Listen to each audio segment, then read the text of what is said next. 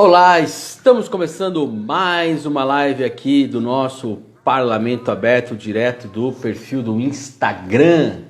Aqui você acompanha todas as informações da Câmara relacionadas à transparência, à participação popular, social e também, claro, os diversos assuntos que nós trazemos aqui em nossas lives. Já essa live aqui de hoje, de número 90, já são 90 lives que nós fizemos desde o início da pandemia do novo coronavírus, lá em março, e continuamos aí com esse trabalho aí para poder trazer um conteúdo de qualidade aqui para quem nos acompanha. Então, para nós é um prazer chegar a esse número tão importante de 90 lives. Hoje a nossa entrevistada será Marilice Melo, que é professora, doutora em educação, com uma especialidade aí no tratamento das pessoas, das pessoas com autismo ou dos autistas, né? Do transtorno do espectro autista. A Marilice já está aqui entre nós, eu vou chamá-la para que a gente comece daqui a pouquinho a nossa live de hoje aqui.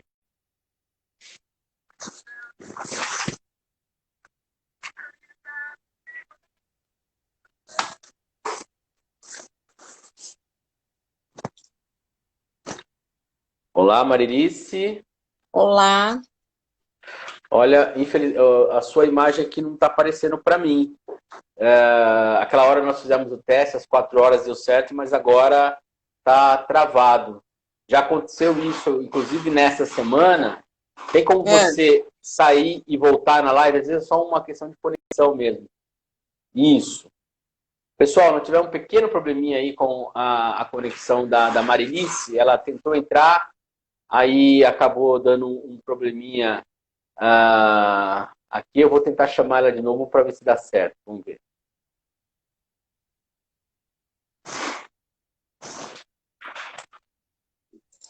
Agora sim. Olá, Agora Marilice, sim, tudo bem? tudo bom? Tudo bem. Tudo certo. Seja muito bem-vinda aqui na nossa live do programa Parlamento Aberto, né? Como eu já falei com você na hora do nosso teste, lá às 4 horas da tarde, essa é a live número 90, já são 90 lives que nós estamos aí desenvolvendo desde o início da pandemia do novo coronavírus, né? A gente começou esse trabalho para buscar levar informações em diversos assuntos. Trouxemos vários especialistas de vários assuntos. Então, e você é mais uma delas aqui entre nós. Então, antes de mais nada, seja muito bem-vinda. E eu sei que você falou que está com um friozinho na barriga. Não fique. Sinta-se muito à vontade aqui, porque a casa é sua. Eu quero agradecer, tá, o convite. Boa tarde a todos, a todas. E é uma alegria muito grande, né, nesse friozinho, mas estar aqui e falando com tantas pessoas, né, que estão interessadas em falar um pouco sobre isso, sobre esse assunto tão importante que é o autismo, né? Perfeito. Como a gente sempre faz aqui nas nossas lives, Marilice, a gente passa um pouco de informações a respeito do coronavírus. Só, então, vou informar o pessoal que está nos acompanhando. De ontem para hoje foram registrados mais 105 novos casos de coronavírus em Piracicaba. Piracicaba já chega a 10.612 pessoas confirmadas com coronavírus aqui pela Secretaria Municipal de Saúde, sendo que 1.460 continuam em tratamento e há ainda 902 suspeitos. De ontem para hoje, tivemos mais 4 óbitos registrados, 3 homens e 1 mulher, e chegamos a 262 pessoas que faleceram por coronavírus em Piracicaba. Tá? E também temos aqui 8.890 casos que foram recuperados. É claro, como eu sempre digo, esses números são os números oficiais. Nós, inclusive, aqui em outras lives já trouxemos especialistas que falaram, por exemplo, sobre a questão da subnotificação. A gente sabe disso, mas é claro que a gente tem que trabalhar com os números que são divulgados pela Prefeitura e que são os números oficiais. Hoje também o governo do estado divulgou que pela primeira vez, desde o início do programa Plano São Paulo, que está na sua 11ª atualização, pela primeira vez não há regiões na fase vermelha. Então, o estado de São Paulo está a partir da fase amarela, tá? As regiões aí que são divididas. Piracicaba continua, né, na fase amarela, desculpa, a partir da fase laranja. Piracicaba continua na fase amarela, que é a fase 3. Então, aí que possibilita a abertura de alguns tipos de comércio, né? Então, dá uma certa liberdade aí para as pessoas poderem abrir algumas atividades.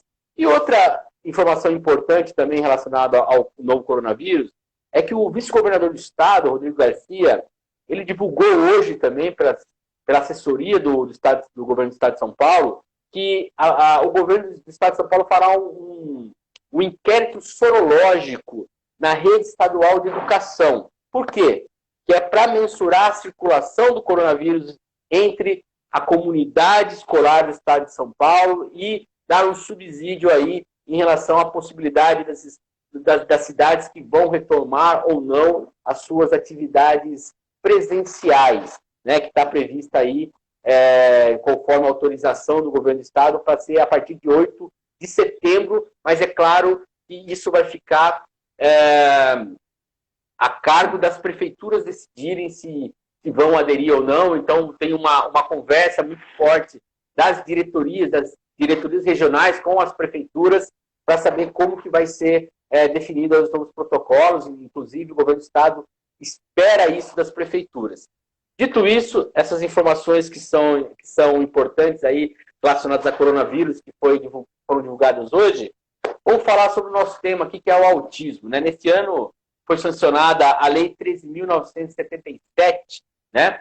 Que criou a carteira de identificação da pessoa com transtorno de espectro autista e foi batizada aí como Lei Romeu Mion, que é lá uma referência ao filho do apresentador Marcos Mion, né? O filho dele, ele tem transtorno do espectro autista, e acabou ele tem trazido esse tema à tona e por isso foi nomeada essa lei.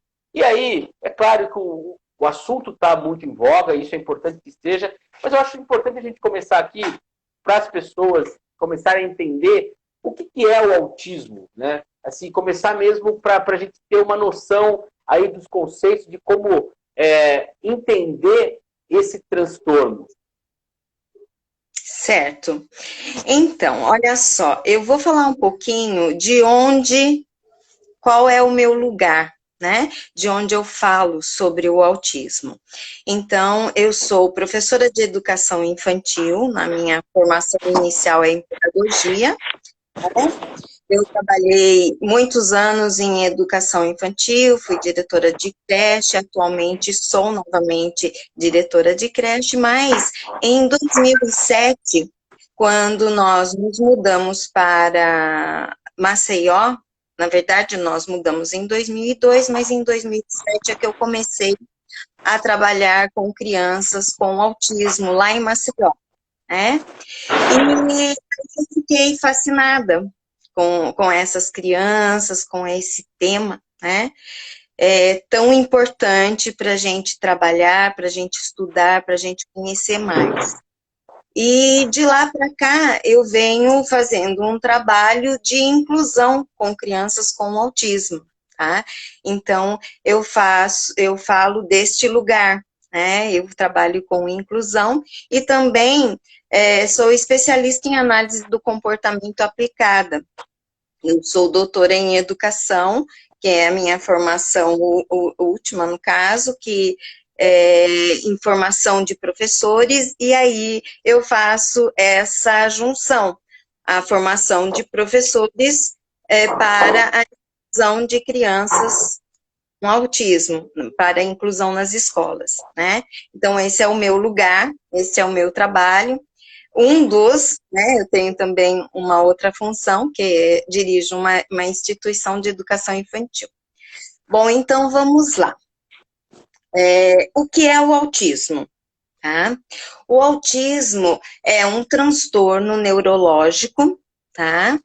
Que causa desordens, tá? E as desordens são especificamente 3 mais importantes. né? Que é a interação social, a comunicação e o comportamento repetitivo, tá? E estereotipado. Então, são comportamentos diferentes, né? Então, a criança com autismo, ela apresenta essas três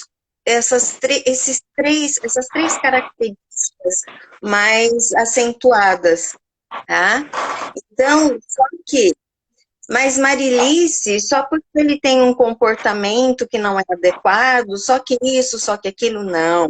E precisa ter alguns critérios com relação a isso. Ele precisa ser persistente, né? Então, aí, olha só, esses déficits persistentes, eles precisam ser observados, né? E quando isso deve acontecer? Quando isso é possível acontecer, né? Essa observação. Já desde o nascimento, na verdade, dos primeiros meses de vida da criança, é possível perceber algo diferente, tá? Então, são sinais de alertas que as pessoas que estão mais próximas das crianças com autismo são capazes de identificar, né? Ela precisa ter estudado sobre autismo? Não, ela não precisa ter estudado sobre autismo. Ela precisa conhecer o desenvolvimento de uma criança típica para entender que a sua criança tem algum problema ali que você precisa ficar esperto, você precisa prestar atenção, né? Então, quais são esses sinais? Aí a mãe está amamentando a criança, né? Geralmente é a mãe que percebe isso, né? Então, no momento de amamentar o seu filho, é muito comum a mãe conversar com o filho, fazer gracinhas para ele e ter uma relação ali naquele momento, né? Uma troca de olhar, troca de carinhos, troca de brincadeiras. A criança muitas vezes para de mamar e fica olhando para a mãe, que a mãe fez algum movimento diferente, ou algum som, a música, né?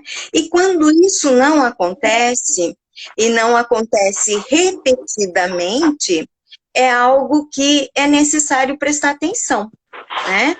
Então, vamos prestar atenção, vamos ver o que pode estar acontecendo. E aí, qual que é a minha atitude com relação a isso? Comunicar ao pediatra.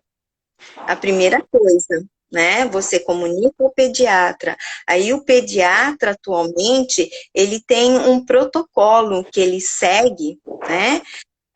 Perceber algumas coisas diferentes com as crianças, tá? Então, a partir daí, é que a gente vai começar a perceber a mãe, o cuidador, tá? Muitas vezes, aí a criança um pouco maior, o que acontece? Ela tem a atenção compartilhada, né? Então, o que é uma atenção compartilhada?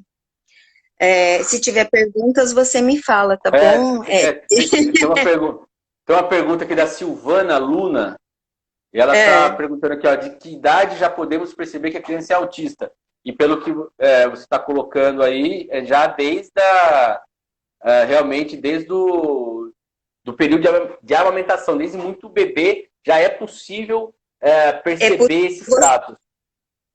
Perceber alguma coisa que não está adequada, né? Alguns sinais de alerta, a gente chama, né? Então, esses são os primeiros sinais de alerta. E quando a gente tem alguns sinais de alerta, é importante procurar o profissional, né?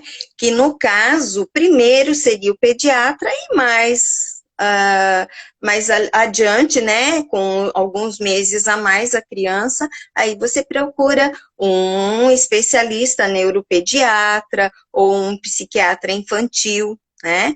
Então, aí no crescimento, a criança vai crescendo e você vai percebendo Continua?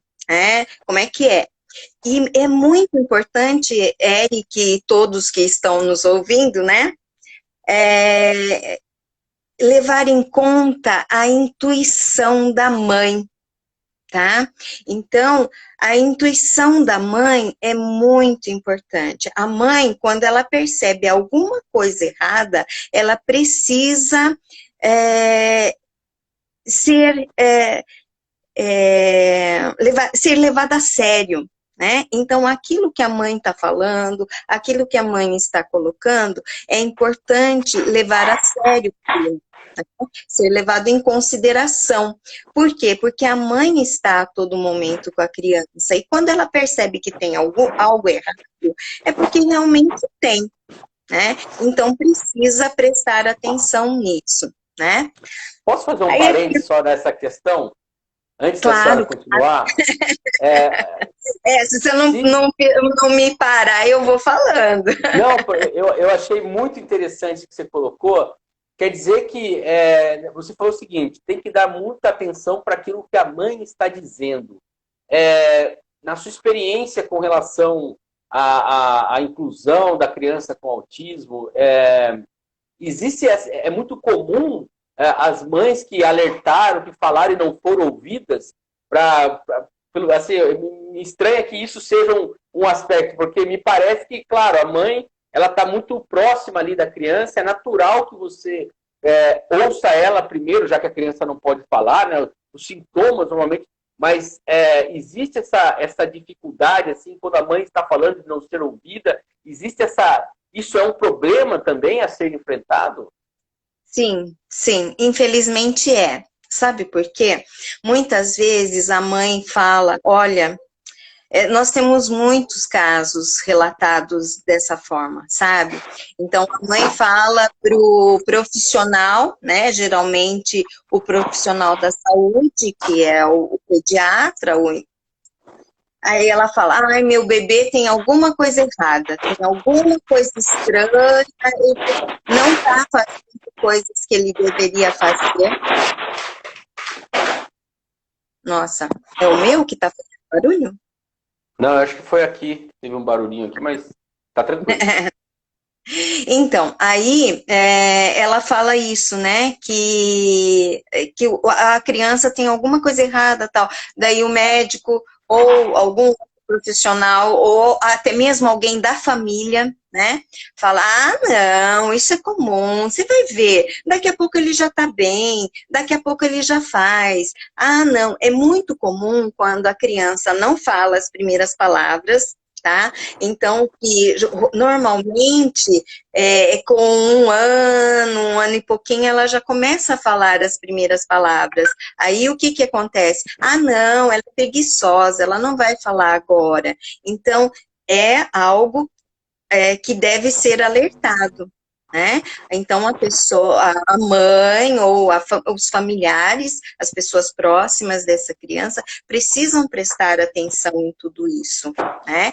Também a troca de atenção. A troca de atenção é muito importante também observar. Por quê? Porque a criança, muitas vezes, ela está olhando um livrinho, está olhando uma gravura, alguma coisa, e ela aponta e quer que alguém que está com ela veja aquilo que ela está vendo também. Isso é compartilhar a atenção, né? Então, a criança com autismo geralmente não faz isso.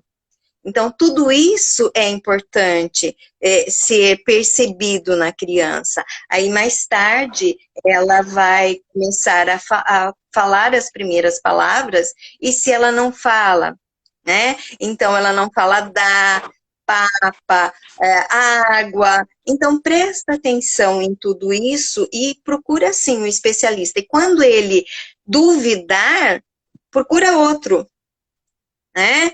Porque a intuição da mãe tem que ser levada em consideração. Se ela ainda continua achando que tem alguma coisa errada, tem que ser resolvido de outra forma, né?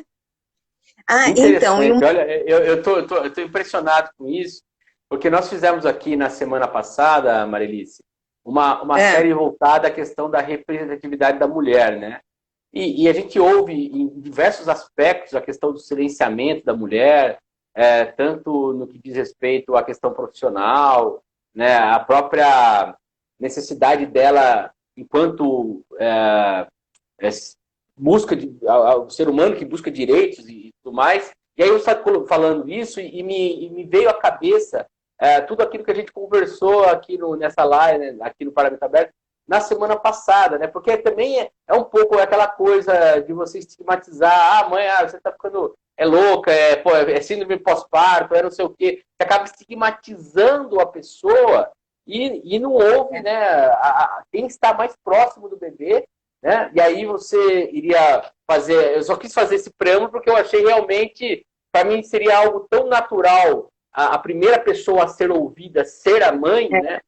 Que eu não imaginava que isso fosse uma questão a ser colocada. Mas aí você ia continuar falando sobre, né, a parte aí Dos sinais, né? Dos sinais, isso.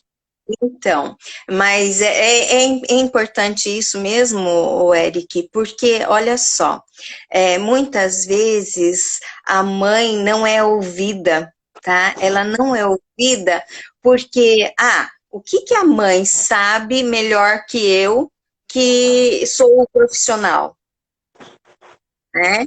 Então, e não é bem assim. Então, ela precisa ser ouvida, né? E ser levada a sério, né?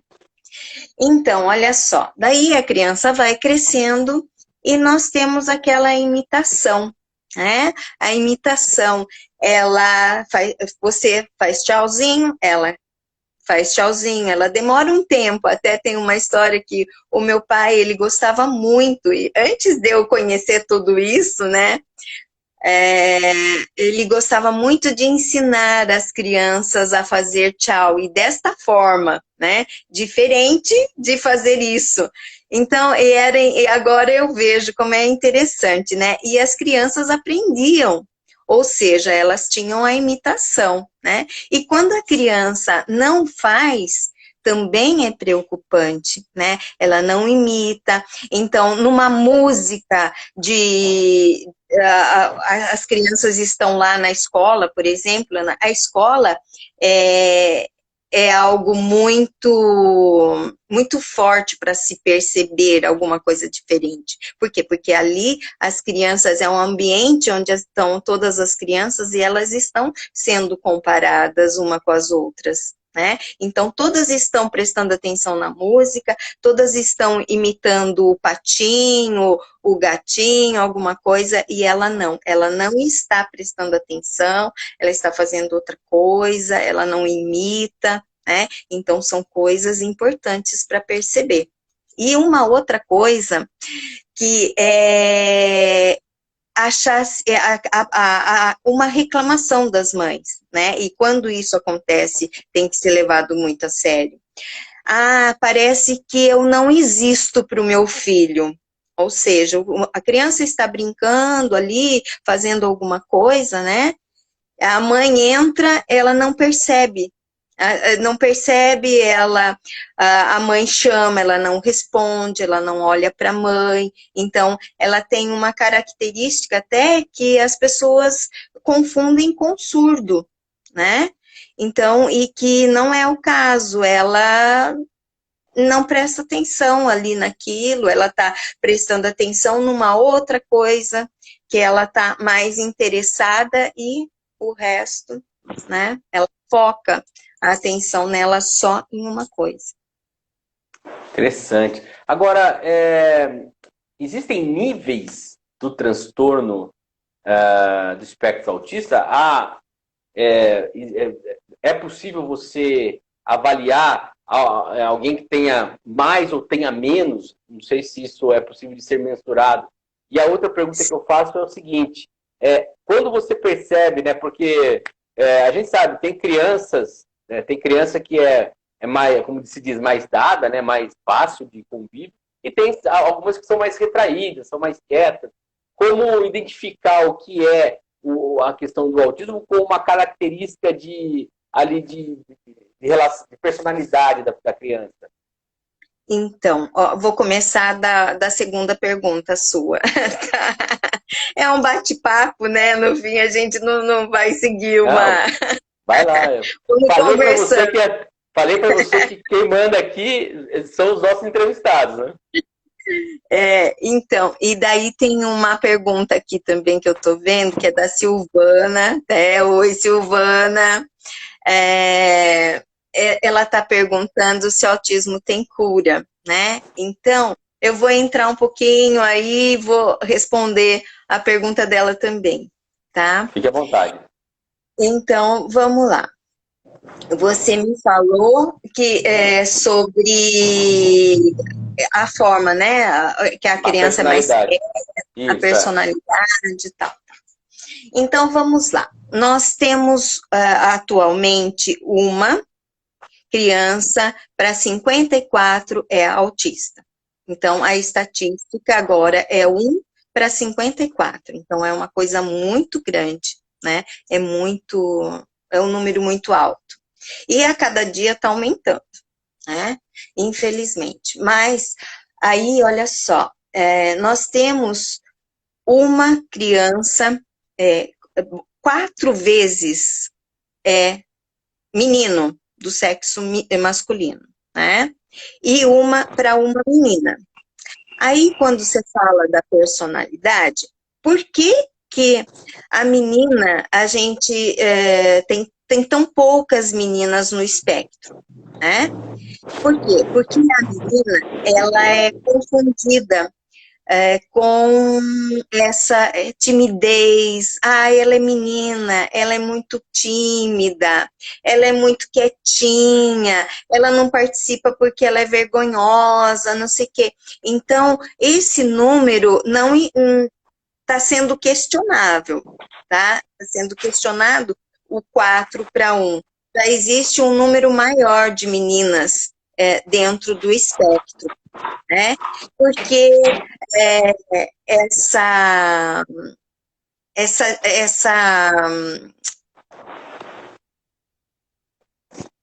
esse erro, prevalência. né?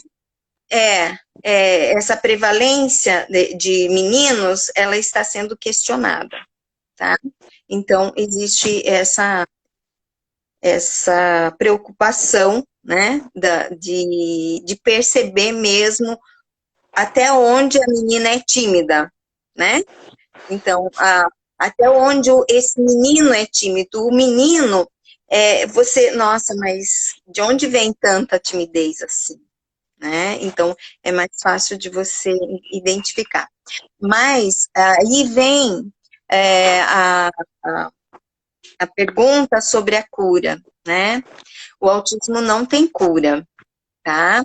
O que tem? Ele tem tratamento, né? Então, a criança nasce com autismo, tá? Ela não adquire o autismo com o tempo, não. Ela nasce com o autismo, por quê? Porque é uma causa genética, tá? E sendo uma causa genética, ela vai ter esse gene o resto da vida, né? Então, olha só, 81% dos casos de autismo, eles são herdados ou do pai ou da mãe, tá? Então, ou o pai tem algum caso na família, tá? Ou a mãe tem um caso na família. Ou a junção dos dois, né? Então, do pai ou da mãe. Daí, a junção dos dois pode causar o autismo. Por quê? Porque muitas vezes tem alguma mudança ali, né? Eu não sou geneticista, né? Não entendo muito dessa área, mas alguma coisa acontece com a junção dos dois genes que causa o autismo, tá? Os estudos estão muito avançados atualmente e estão explicando muita coisa com relação a isso, né? E 18 a 20% também é uma causa genética por conta da mutação, tá? Ou então a perda de qualidade do material genético, a idade do pai, É uma coisa que a gente não imagina, né? Porque o homem, ele tem uma fertilidade aí por muitos e muitos anos, diferente da mulher, né? E aí, esse gene que não tem tanta qualidade, ele pode causar o autismo, tá? E daí, 1 a 3% são causas ambientais, porém, antes da criança nascer, nunca depois, né? Então, aí, por exemplo, como que seria essa causa ambiental antes da criança nascer? Qual que seria o exemplo? Então, ainda está um estudo muito grande para se saber todas essas causas, né? Mas existe algum remédio, algum medicamento que a mãe toma durante a gravidez. Mas pense, ó, 1% é muito pouco, né? Então, ainda tem um estudo maior voltado para isso. Em relação a níveis de autismo, aquela primeira pergunta. Sim, verdade, a sua pergunta, desculpa. Sim, existe. Olha só, nós temos 3 níveis de autismo, segundo a DSM, tá? O nível 1, o nível 2 e o nível 3. A DSM-5, né, ela caracterizou esses três níveis de autismo. Então, o nível 1 é o nível que a gente chama nível leve, tá? Ou seja, que a criança precisa de pouca ajuda para fazer alguma coisa, tá? Ela está dentro do espectro, mas ela precisa de pouca ajuda. E isso é muito sério, sabe por quê? Porque muitas vezes a pessoa deixa para lá e a criança vai sofrer lá na frente, ela vai sofrer as consequências de não ter feito um tratamento precoce, né? Então, o nível 1 é muito preocupante também, porque nem sempre ele é evidente, né? Então, com tanta facilidade como o moderado e o grave, que seria o nível 2, moderado, que ele precisa de mais ajuda, né? E o nível 3, que é totalmente dependente, tá? Então, o grave realmente é complicado, tá? São esses 3 níveis, que aí você precisa ter, às vezes, medicamento e tudo mais. A gente vai, lógico, entrar na questão para falar da educação, que também aqui é foco do trabalho que você desenvolve, mas só para, antes de a gente chegar na escola como um ambiente, né, qual que é o papel, né, dos pais, né, do pai, da mãe, né, dos cuidadores, da criança que é diagnosticada e tem tem o transtorno, né, do autismo, para antes de levar essa criança na escola? Qual que é a formação que ela tem que pensar, o tipo de tratamento que precisa ser feito para que ela possa chegar no nível escolar? Ah, tá. Bom, a criança, para ir para a escola, ela precisa ter algumas habilidades básicas, né? Então, antes de ir para a escola, sempre é bom. É o que não acontece, sabe, Eric? Na verdade, isso nem sempre acontece. Algumas vezes sim. E quando eu trabalhei lá em Maceió, o nosso trabalho era basicamente esse, né? Então, as famílias levavam as crianças para essa instituição, né? E essa instituição, a gente trabalhava, ainda existe essa instituição, ainda existe esse trabalho, então trabalha com a criança para que ela desenvolva habilidades básicas para ir para a escola. Porém, nem sempre ela vai na idade que todas as outras estão na escola, né? Ela tem uma outra idade. Por exemplo, a criança com 7 anos, muitas vezes, ela não está no primeiro ano. ela ainda está na fase anterior, né? Mas então, lá a gente desenvolvia, no caso, eu desenvolvia, mas eles desenvolvem atualmente, todo um trabalho voltado à atenção da criança, tá? Então, para a criança ter algumas coisas que ela precisa para aprender. Então, ela precisa sentar, ela precisa prestar atenção, né? Então, ela precisa imitar. Então, todas aquelas coisas que nós falamos antes sobre a interação social, a comunicação e o comportamento, ele precisa ser trabalhado para que, quando ela for para a escola, ela tenha um desenvolvimento melhor. E quanto antes isso acontecer, né, ou seja, mais precoce for o tratamento, né, a mãe procurar um profissional, então qual profissional ela vai procurar primeiro?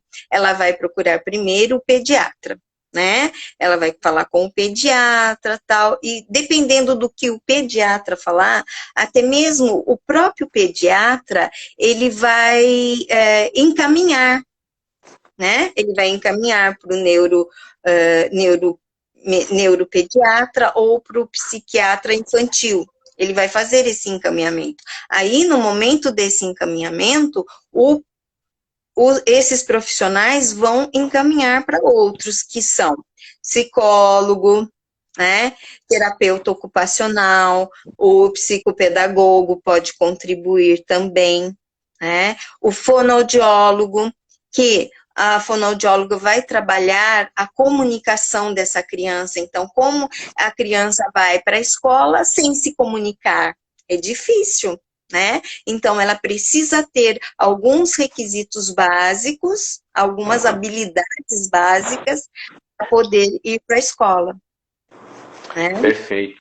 Nós estamos aqui com várias participações, eu queria só registrar algumas aqui. O pessoal que está mandando, parabenizando você pela fala, pelas informações aqui. A Silvana está mandando aqui um emojizinho né, de carinha de feliz aqui. A Ana Lúcia Gomes está falando parabéns, Marilice. A Débora também está elogiando, falando muito bom. A Loren Rodrigues também aqui batendo palminha. É a Loenza, Desculpa que tá como pelo nome aqui do perfil. E temos também perguntas que chegaram aqui. Que eu gostaria de... por exemplo, a Silvana, ela está perguntando aqui, pode ocorrer o erro do autismo ser confundido com surdez? Sim, então, esse exame da surdez, ele é um pré-requisito, né, que acontece primeiro para depois dar o diagnóstico do autismo, né?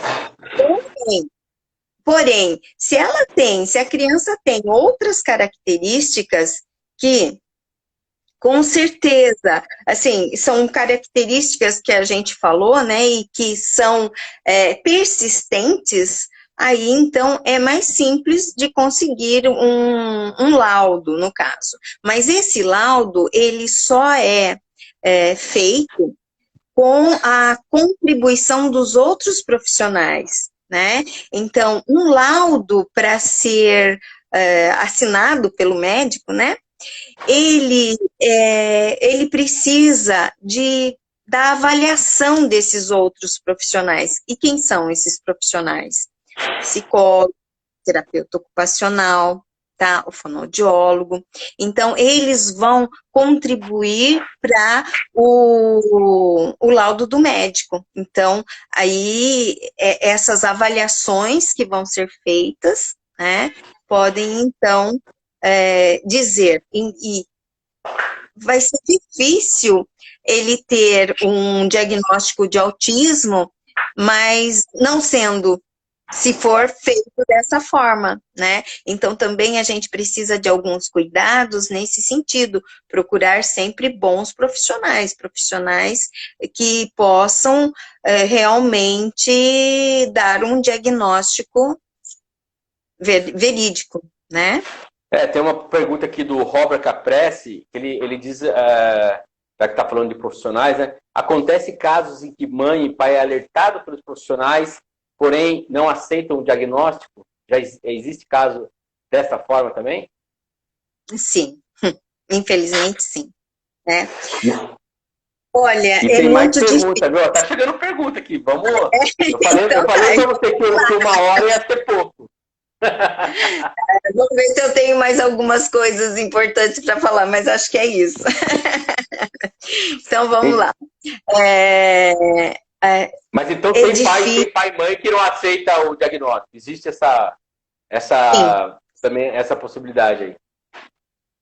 Infelizmente, sim.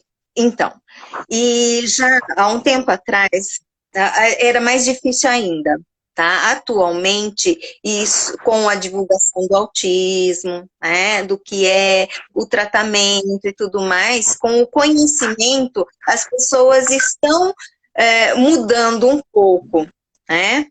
Nós podemos dizer que isso não está tão forte como era antigamente, mas o que acontece? Quando uma mãe sabe que o filho é autista, ela tem um período de aceitação, né? E muitas vezes esse período de aceitação é muito complicado, mas que ela precisa caminhar para aceitar, porque quanto mais ela demorar para aceitar, é pior. É pior para quem? Para a criança e para a família. Por quê? Porque iniciando um tratamento bem feito, ele melhora a qualidade de vida de todo mundo. Né? Até ontem a gente estava vendo uma live que ele falava muito sobre isso. Tá? Antes mesmo do diagnóstico, o tratamento pode ser iniciado. E quando você tiver o diagnóstico, é melhor você ter o diagnóstico, por quê? Porque aí você vai por um caminho que, com certeza, vão ser aquelas terapias necessárias para o seu filho, aquilo você vai ter mais clareza em o que procurar e quem procurar, né, com o diagnóstico. Agora, isso não impede de você já iniciar esse tratamento. E aí, então, muitos pais não aceitam, por quê? Porque, não, meu filho não é igual a aquele, ele começa a comparar. Então, porque tem um autista que faz uma coisa, tem outro. E nós costumamos dizer que nós temos muitos autismos. Por quê? Porque são todos diferentes. Né? Então, ela, de repente, ela não quer que o filho dela seja daquela forma do outro, né? E é difícil até na hora de se criar um local, né? Onde crianças possam ser atendidas nesse mesmo local. Os pais não querem colocar essa criança lá, porque o outro é diferente do filho dela, sabe? Existe um preconceito muito grande, né, com relação a isso, e é muito difícil, mas essa pessoa precisa ser ajudada, e se nós formos próximos a essa pessoa, é importante falar para ela, olha, procura um médico, vai lá, fala, tem um fulano lá que acho que vai atender você, vai ser bom, não sei o quê, então, ajudando essa pessoa. E por isso que conhecer algumas características do autismo, mesmo que você não seja nenhum especialista, é bom, né? Porque olha só, aquilo que fulana falou lá, essa criança tá assim, será que não tem algum problema? Eu posso ajudar, então vai lá e fala, procure um neuropediatra, procure um psiquiatra infantil, alguma coisa assim, né, para poder contribuir. E lógico que essa contribuição sempre é maior na escola, né? O professor, ele faz isso com muito mais frequência, mas não impede que, por exemplo, no supermercado você está vendo uma criança que está fazendo birra e conversa com a mãe ali, alguma coisa. Já aconteceu um caso assim, sabe? Aí, não, ele é autista. Aí a pessoa falou, né? Ele é autista. Por que você não procura fulana, ciclana, entendeu? Então dá para você ajudar, sabendo, conhecendo quem trabalha na cidade com isso, né? É uma forma de você contribuir.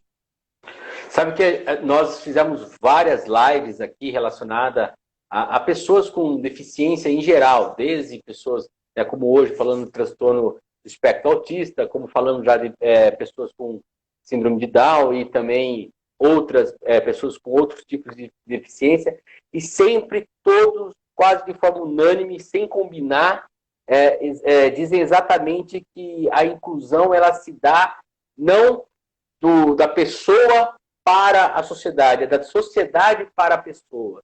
Eu acho que isso que a senhora está colocando fica muito claro também, de que a sociedade ela precisa saber incluir essas pessoas, né? Saber como tratar. Né? Nós aqui na Câmara temos um programa que é o Câmara Inclusiva, e a gente trabalha muito isso, né? De buscar a Câmara se colocar como um espaço inclusivo e não esperar que as pessoas que têm as suas deficiências tenham que fazer tripas coração para conseguir ir na Câmara. Né? Esse é o papel realmente da sociedade. E temos mais interação aqui que eu queria ler para você. Ó. A Marta Leme está dizendo o seguinte, assunto muito importante e parabéns. A Eliane Bonato está falando assim, oi, querida, mandando os coraçõezinhos para você. Tá? E temos mais perguntas aqui, ó. Boa tarde, Marilis querida. Como se identifica o nível 1 de autismo em uma criança e em um adulto? Como se identifica? Bom, eu acho que em relação à primeira parte da pergunta dela, o nível 1 de autismo em uma criança você já falou. Mas em adulto, dá para identificar também em adulto? Então, em adulto é mais difícil, né? O que geralmente tem acontecido é que quando a criança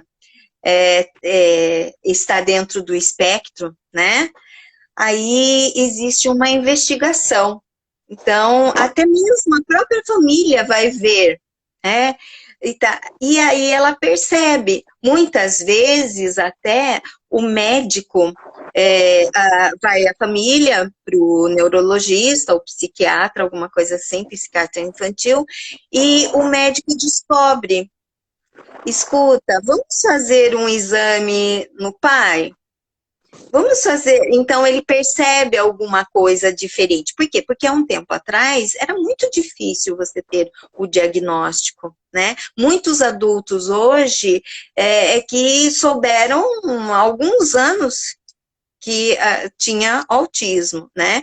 Agora, quando a pessoa tem uma vida normal, a pessoa normal, né? Você sabe até que ela tem algumas dificuldades, alguma coisa, mas muitos se negam a querer saber se são autistas ou não, o adulto, né? Se não é dessa forma, por exemplo, tem um filho, daí ele vai e descobre. Nós temos muitas pessoas, né, que trabalham com o autismo, que eles são pais de crianças com autismo, e eles verbalizam. Hoje eu entendo as minhas esquisitices. Então, ele sempre foi esquisito desde criança, e isso é importante, é um dado importante, ele ter isso desde a infância, porque ele não se torna autista, né? Ele nasce autista. Então, o que? Tem que voltar ao passado dessa pessoa, né? Entender um pouco tudo o que aconteceu, e aí sim, se é possível dar um diagnóstico, né? Olha, quando ele era criança, ele fazia isso. Ele brincava com os carrinhos e ficava olhando ali horas e horas, mas ninguém dava muita importância para isso. O que é? O autismo leve. O autismo leve é complicado e ele vai lá no futuro causar danos na pessoa. Né? Então, no futuro, nossa, você não entende, nossa, por que ele não se dá bem não sei onde? Por que ele não se dá bem num trabalho? Entendeu? Porque ele não para, ele fica trocando de trabalho o tempo todo, né? Então, aí você começa a entender uma coisinha aqui e ali e tal, mas é difícil mesmo assim, de ser acertadamente, né, você, mas Muito é possível, interessante. o profissional, né, o psicólogo, aí pode ajudar, encaminhar para o neurologista, para o psiquiatra, né, e aí às vezes é só questão de um remédio que ela já vai, né, melhorar alguma coisa ali, ou então algum tratamento diferente, né. Legal, muito interessante isso daí, muito importante também. E temos mais uma pergunta que eu quero fazer aqui, ó. Síndrome de Asperger, ou Asperger, né? Na vida adulta. Qual profissional procurar e como relatar caso desconfie? A síndrome de Asperger, ela está relacionada ao autismo? Então, a síndrome de Asperger, até um tempo atrás, antes do Qual que é a pronúncia DSM, correta? Asperger? é Asperger, é, Asperger. é, é, só que eu falo Asperger, nem sempre eu falo certo, mas é Asperger. Há um tempo atrás, ela não fazia parte do espectro, ela não fazia parte, ela era autista é autista e síndrome de Asperger é síndrome de Asperger, ela é separada, né? Aí, com o transtorno do espectro autista, o Asperger entrou nesse guarda-chuva, né? A gente costuma dizer que o autista leve está num ponto e o grave está no outro, né? E no meio aqui tem uma infinidade de características diferentes, né? Então, só que agora, o Asperger sendo do transtorno do espectro autista, ele tem, assim, é difícil você trabalhar com pessoas que, principalmente os pais, eles não aceitam muito que o Asperger esteja incluído no autismo, porque ele é muito específico realmente, né? Então, o que acontece? Muitas vezes você não percebe. E um adulto sendo Asperger, você precisaria fazer um trabalho com uma psicóloga primeiro, tá? Conversar, uma psicóloga que trabalhe com autismo, né? E isso é importante, tá? Essa psicóloga que trabalha com autismo em adulto, né? Eu conheço uma que trabalha, mas é com criança. Então, aí, no caso, eu teria que ser específica e ter um atendimento com o adulto. Aí precisaria ir primeiro nela e ela, com certeza, vai encaminhar para o neurologista, se for necessário, porque ela vai fazer uma avaliação, né? Que tem todo um protocolo que com as perguntas e tal, para ela entender o que está acontecendo, e a pessoa tem que ser muito sincera, né? E tentar descobrir. E é bom descobrir, porque aí você passa a entender muita coisa que aconteceu, porque a gente ouve depoimentos de muitos autistas que descobriu recentemente até, que falam, nossa, eu me aceitei de uma forma tão diferente agora, sabe? Agora é tão bom saber que eu tenho autismo, porque aí eu entendo por que eu agia de certa forma, por que eu agia de outra forma, por que eu não suportava barulho, por que eu não suportava ficar com outras pessoas, né? Eu entendo as minhas esquisitices agora, eles falam, até eles verbalizam, né? Que agora eu entendo essas esquisitices. Interessante. Aí... Tem mais um recado aqui, ó. Edideias com carinho é o perfil. Beijos alagoanos para essa professora maravilhosa. Tá me mandando aqui. Obrigada, então, tá vendo? Ó, nós estamos com quase 55 minutos, então estamos quase chegando ao final já. E eu queria fazer uma pergunta, assim, só pedir para não não ser muito longa a resposta por conta do tempo, aí para não Porque cortar. senão acaba, né? Corta. Senão acaba. Em relação à parte da educação, como fazer essa integração da criança dentro né, da sua vida escolar, da escola, né? Então, olha, é muito importante isso, que tem que ter...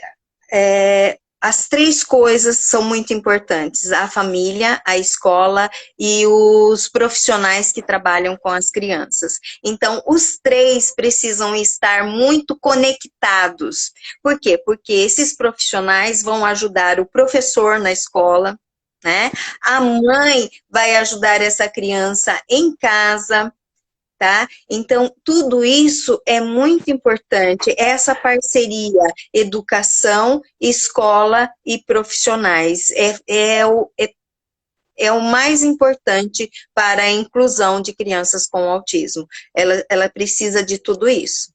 E de um profissional que fique junto com ela, que o acompanhe, né, após a legislação da Berenice Viana, que tem a possibilidade de um profissional que é para acompanhar na escola, né? E um tem sido assim, tem tido resultados bons essa política? De acompanhamento, Olha, poderia ser melhor, né? Nós temos casos bons de profissionais que são comprometidos, que estudam sobre o autismo, e outros que nunca ouviram falar de autismo, que não sabem como trabalhar com as pessoas. Então, é muito específico mesmo, sabe? E o que seria o ideal é que todos conhecessem a síndrome, né? Para poder trabalhar e trabalhar com eficiência com essas crianças, porque é difícil. Perfeito. A Lorenz, né, que você falou aqui, ela está falando assim, ó... Como que é? Desculpa? Loenza. Lorenza. Ah, tá, desculpa. Ela está falando que o tema é importantíssimo, todos têm que caminhar juntos. É isso aí mesmo. Com certeza. Juntos. Marilice, muito obrigado mais uma vez. Infelizmente, nosso tempo está já acabando. Mas muito obrigado pela sua disponibilidade e ter aceitado o nosso convite, viu?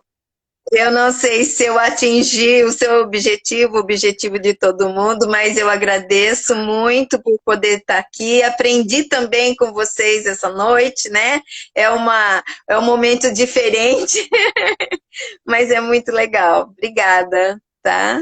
Só não atingiu as expectativas, como superou em muitos níveis a expectativa, viu? Foi muito legal, foi excelente para nós. Eu sempre falo, para mim é uma diversão fazer as lives, porque cada dia é um assunto diferente, eu aprendo bastante também, aqui é gostoso, porque você acaba aprendendo muita coisa. E claro, para o pessoal que chegou um pouco depois, chegou mais tarde, né? Essa live aqui, como todas as outras no Parlamento Aberto, vai lá para o nosso canal no YouTube, que é o Comunicação Câmara de Vereadores de Piracicaba. Você acessa todas as nossas 90 lives, certo? Nossa, então você pode ir lá, estão todas muito bem arquivadas pela nossa querida Maju Capresse, que é a estagiária responsável pelo arquivamento. E também pelo convite. Um beijo, então, para todos vocês. Muito obrigada, foi muito bom. E é uma delícia poder compartilhar, poder partilhar um pouco que a gente sabe, tá? Eu estou à disposição, sempre que precisar, pode me chamar, tá bom? Legal, valeu. E também essa live, como todas as outras, vira uma matéria no site da Câmara. Amanhã não, né? Segunda-feira, amanhã ninguém trabalha, amanhã é sábado, né? Mas segunda-feira, lá no câmarapiracicaba.sp.gov.br, estará uma matéria aqui sobre essa live com aí as informações que a Marilice nos trouxe. Marilice, tenha um bom final de semana, uma boa noite nessa sexta-feira e até mais. Obrigada por vocês também. Tchau, obrigada. Tchau, tchau. Valeu. Tchau.